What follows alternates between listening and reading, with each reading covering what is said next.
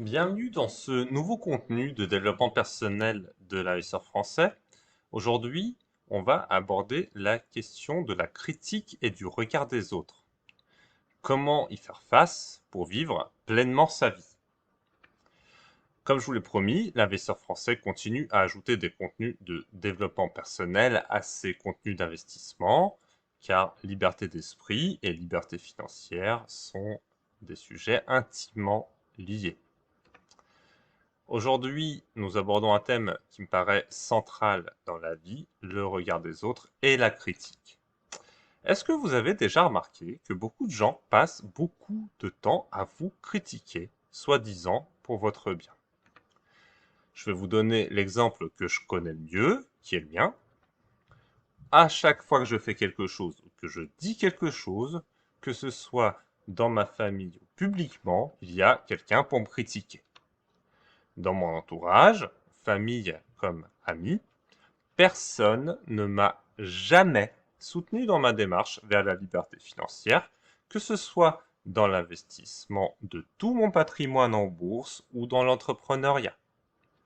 J'insiste bien sur ces deux mots, personne et jamais. Le pire, c'est quand il commence à me citer la sagesse populaire, la religion, la science, ou des illustres penseurs pour justifier leurs propos et m'empêcher de faire ce que je veux, c'est vraiment à se demander en fait s'ils sont capables de penser ou de se faire une opinion objective sur quoi que ce soit par eux-mêmes. Moi, je vous avoue, ça m'a toujours révolté. Pourtant, c'est pas compliqué de se faire une opinion objective sur quelque chose. Comme disait déjà il y a longtemps Bouddha Gautama, il suffit de juste voir. Mais on se demande bien pourquoi des bouddhistes du XXIe siècle méditent les yeux fermés. C'est un peu bizarre parce que soit Bouddha Gautama n'a pas compris ce qu'il disait lui-même en enseignant ça, soit les bouddhistes du XXIe siècle ont mal interprété son propos et ont décidé que pour voir, il fallait fermer les yeux. Bon voilà, c'est un petit peu d'humour, excusez-moi. Bref, j'en reviens au sujet, il n'y a que mes clients, certains et pas tous bien entendu, qui me soutiennent inconditionnellement. Si je suis un tant soit peu objectif, en réalité, mes meilleurs amis, ce sont bien évidemment eux, et c'est tout à fait évident, et j'en profite d'ailleurs pour les remercier d'exister, parce que ça donne une vraie bouffée d'oxygène dans la vie. Ma famille et mes amis, pour en revenir à eux, ils me critiquent tout le temps. Je suis toujours pas assez prudent, je fais trop de choses, je risque le burn-out ou je risque de tout perdre, je suis un inconscient, etc., etc. Mes lecteurs aussi, ils me critiquent, certains de mes clients aussi, et vous n'imaginez même pas le nombre de mails que j'ai reçus lorsque j'ai osé dire publiquement que je suis sûr que pour avoir une vie heureuse, il ne faut pas aller se faire piquer chez Pfizer en Occident, ni s'envoyer en l'air avec Sputnik en Orient, et qu'avoir un virus ou un président qui est là, bah, en réalité, ça fait pas très peur. Et donc, voilà, avoir peur d'un virus ou d'un président qui est donc soi-disant là pour vous servir et pour faire marcher une république où presque rien ne marche, la république en marche, n'est évidemment pas une attitude courageuse. Et d'ailleurs, peu importe en fait que l'on soit d'accord ou non avec moi sur ces sujets du reste. On me dit que la France, c'est le pays de la liberté, ce qui est supposé englober la liberté d'expression. Mais apparemment non. Moi, si je lis mes mails, je n'ai jamais le droit de rien dire ou de faire quoi que ce soit, même de faire payer mes clients lorsque je travaille pour eux. Tout ce que je dis et tout ce que je fais, c'est toujours inadmissible. Par contre, écrire des âneries à chacun de mes posts et dire ses convictions qu'il faut se faire piquer par Pfizer pour vivre bien et heureux, c'est évidemment tout à fait admissible. Donc, soit j'écoute tous ces bien-pensants et je ne fais plus rien, soit je les ignore et je fais ce que je veux. Je vous conseille clairement la deuxième solution si vous voulez vivre une vraie vie normale un jour. Est-ce que vous vous rendez compte de ce que j'aurais fait dans cette vie si jamais j'avais écouté mes critiques? Rien du tout, bien évidemment. Mais il est vrai qu'une critique objective peut faire énormément progressé. Donc, quand on vous critique, demandez-vous simplement si la chose qui est dite sur vous est une réalité objective. Je vous montre un exemple de critique de mon livre sur Amazon. Donc la première, La bourse enfin compréhensible. Pour moi, c'est le seul livre en français sur la bourse écrit en bon français compréhensible.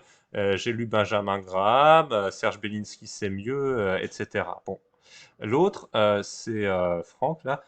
En phase, mise en avant de ses meilleurs faux plans, autopub sans intérêt, pump and dump, on se demande s'il parle français, tout ça. Bon, vous voyez, deux critiques tout à fait différentes du même bouquin, par des gens qui se réclament tous les deux d'avoir lu Benjamin Graham. Bon, ok, donc, la première critique, c'est une personne qui a l'air de bien m'aimer, et elle me fait passer pour un dieu de l'investissement. Bon, j'ai envie de dire, on s'en fout un peu, mais c'est cool, merci. La seconde, qui est issue d'un concurrent, dit que je suis une bouse et un escroc. Donc cette formidable personne, elle a même pris le temps de rédiger un courrier de 3 pages à l'éditeur Maxima pour qu'il dépublie absolument ce livre criminel que pourtant j'ai eu la gentillesse de lui offrir tout à fait gratuitement. Tout ce que je dis là, c'est factuel et objectif. De plus, cette personne, bon, si on peut appeler cette variété de l'humanité comme ça, hein, affirme que je ne fais que de l'autoprovention en vantant mes succès alors que j'ai objectivement dans leur livre partagé autant de succès que d'échecs. 4 contre 4. Donc, en regardant uniquement les faits, cette critique, elle est nulle et non avenue. Je peux donc l'ignorer en toute objectivité. Il y a une autre critique à mon égard, d'ailleurs, sur Amazon, par quelqu'un qui a visiblement même pas lu le bouquin, qui dénigre un portefeuille qui aurait fait une très belle performance sur 5 ans. Un tiers du portefeuille aurait fait x6, un tiers du portefeuille, certes, une perte totale, et un tiers du portefeuille, plus de 10% par an. Voilà. En moyenne, ça fait une très bonne performance sur 5 ans. Et il paraît que j'ai ruiné je ne sais combien d'épargnants grâce à ce portefeuille. Bah, dis donc. Mais en réalité, toutes ces analyses-là, elles sont presque superflues. Je sais très bien moi-même si je suis une personne bien ou si je suis un escroc. Et j'avais en fait absolument rien à analyser dans ces critiques. Il n'y a rien du tout en fait. En fait, vous savez déjà si ce qu'on dit de vous est vrai ou non, et si c'est faux, envoyez gentiment la personne qui raconte ça se faire voir. Elle ne lui parlez plus jusqu'à ce qu'elle devienne normale et objective dans sa vision des choses, car sinon vous perdez votre temps avec elle, et en plus vous pourrissez le cerveau des pensées qui sont fausses à votre égard. La critique non objective montre le plus souvent le degré de bassesse de son auteur. C'est vrai dans 100% des cas lorsqu'elle est basée sur des opinions plutôt que sur des faits. Et on dirait toujours d'ailleurs que les critiques vivent votre vie dans votre corps à votre place parce qu'ils savent qui vous êtes, ce qu'ils pensent que vous avez vécu, et donc ils savent ce que vous vivez mieux que vous.